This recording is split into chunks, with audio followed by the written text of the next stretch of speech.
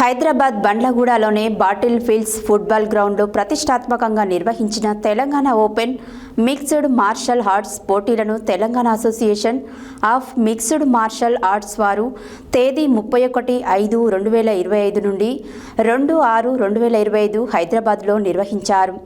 Telangana open MMA championship పోటీలలో పాల్గొనడానికి దేశంలోని వివిధ రాష్ట్రాల నుంచి 300 మంది పోటీదారులు పాల్గొన్నారు.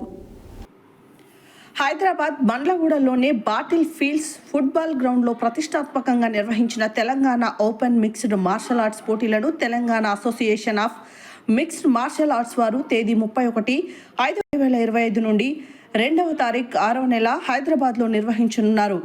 తెలంగాణ ఓపెన్ MMA ఛాంపియన్షిప్ పోటీలలో పాల్గొనడానికి దేశంలోని వివిధ రాష్ట్రాల నుంచి 300 మంది పోటీదారులు పాల్గొన్నారు. ఇట్టి పోటీలలో తెలంగాణ రాష్ట్రం నుండి 100 మంది విద్యార్థులు పాల్గొనగా నల్గొండ జిల్లా చరిత్రలోనే మొట్టమొదటిసారిగా MMA పోటీలకు నల్గొండ జిల్లా నుండి 11 మంది విద్యార్థులు పాల్గొని 4 వెండి పతకాలు 5 కాంస్య పతకాలు సాధించి నల్గొండ కీర్తిని పెంచారు. ఇట్టి పోటీలలో యూత్ విభాగంలో SK అబ్దుల్ రెహమాన్, నలపరాజు రుద్రన్, నలపరాజు షర్మిత, ఉమా మహేశ్వర్లు వెండి పతకాలు సాధించగా నలపరాజు లోకేష్, షేక్ మొహమ్మద్ షాద్, షేక్ మొహమ్మద్ రాయిద్ కాంస్య పతకాలు సాధించారు.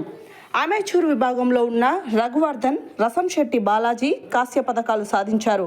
ఇట్టి పోటీలలో నల్గొండ జిల్లా నుంచి న్యాయ నిర్ణేతలుగా షేక్ షబీరుద్దీన్, షేక్ యూనుస్ పాల్గొనగా Indian team coach Sheikh Khalid చేతుల మీదుగా పతకాలు అందుకున్నారు.